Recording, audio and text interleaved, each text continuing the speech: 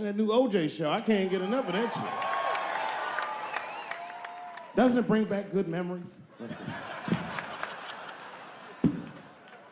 But I forgot how, like, just how polarizing that OJ case was. And you know, I've met OJ Simpson on 4 different occasions in my life. And before the end of the show, I will tell you about each of those occasions. The first time I met OJ Simpson, I was in Santa Monica. Santa Monica? Yeah. I can't believe a black dude was like, Santa Monica. He was the last niggas I was expecting to say that. Let's see your shoes. You got some Vans on, nigga? What you got on? Santa Monica! You? At the time, I was 18. I had done a show, and then a guy from the club came up and was like, hey, O.J. Simpson's here, and he said he wants to meet you. I said, what? Fuck yeah. I ran down the steps, and O.J. was down there. He was like, hey, yo, man, how are you? It's very good to meet you, and you're doing really good work, and I hope good things happen for you in your life. I was like, man, thanks, Mr. Juice. Standing beside him, well, I don't know the nice way to say this, his soon-to-be slain wife. Ladies and gentlemen, man the fuck up or you're not gonna make it through the end of this show. Just man the fuck up. She's dead, you already know, we know what happened. We don't know who did it, but we know what happened.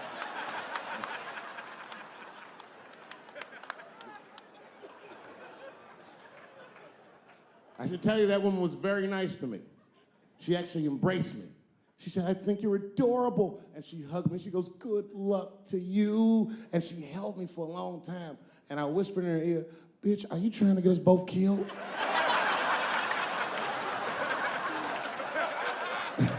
I'm just kidding, I didn't say that. But that was the first time in a nutshell. The second time I met O.J. Simpson.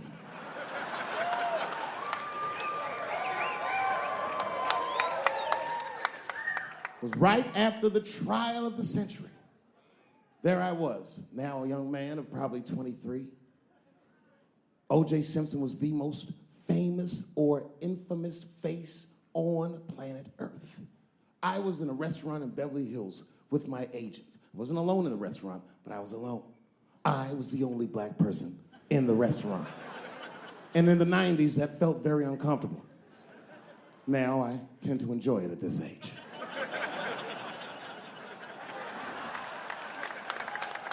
I was having dinner with my agents, celebrating a deal that they told me was lucrative, but I later learned fucking sucked. And suddenly, a group of women walked by. Every race was in that group. Black, white, Asian, Latina, white, and white again. They were all gorgeous. I watched them walk by. Then, I saw a familiar face. Al Collins, the man from the infamous Bronco chase, walked by and embraced one of the women, and they walked towards the door. Couldn't believe what I saw.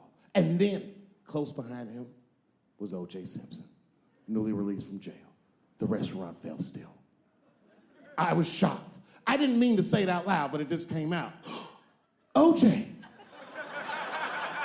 He stopped, turned around to see who said it, saw my black face, and correctly assumed it was me.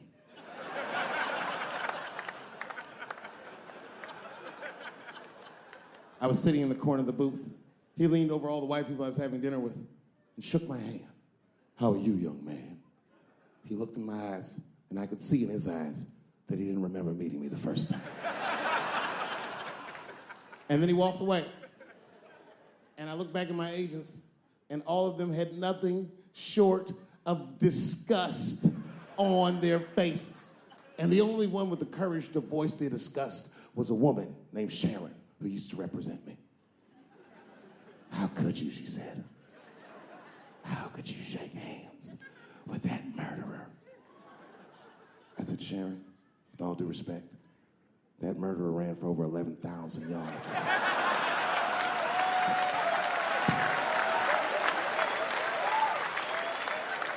And he was acquitted, so, you know, fuck it. Glove didn't fit. Glove didn't fit. Get over yourself. The third time I met O.J. Simpson,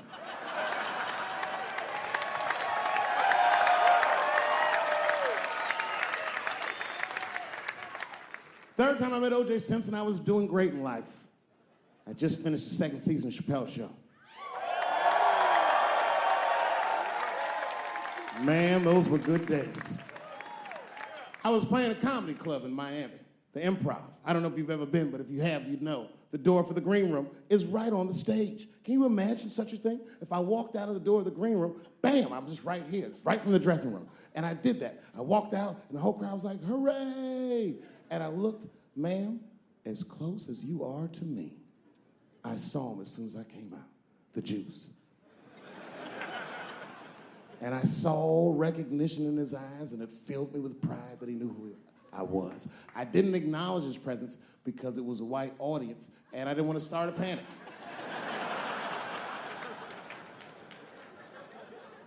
But I did my show. Show went great. I said, good night, everyone. They all said, yay! And I didn't say nothing to OJ, but I just gave him the signal, let him know I knew he was there. And I walked into the green room, and OJ was already in there. I was like, how the fuck is this possible? I was scared. Then my friends came in, and we all started talking. We sat down on the couch, and I'm just telling you what I saw with my own eyes. You can believe me or not believe me. But in my experience, O.J. Simpson, one of the nicest men I'd ever met. He was nice to me. He was nice to my friends. The conversation was filled with warmth and levity, humor, and wisdom. We talked for 90 minutes, and then suddenly the Juice said, you know what? I've got to be going. But it's good to see you again, and I'm glad things went so well. I said, thanks, Juice. And my friend said, yeah, goodbye, Mr. Juice. They're new to the game. He said, no, thank you for your hospitality. Good night, guys. And we said, good night. And he just walked out of the room. And as soon as the door closed, we all looked at each other like, that nigga did that shit.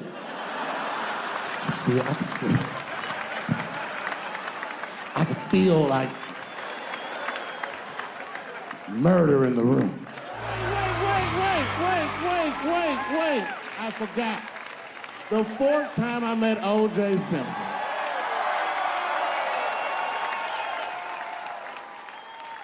The fourth time is not the funniest time, but it was the last time I'd see the Juice. For some reason, I was at the Kentucky Derby. It's a very long story. This is right after I quit Chapelle show in spectacular fashion.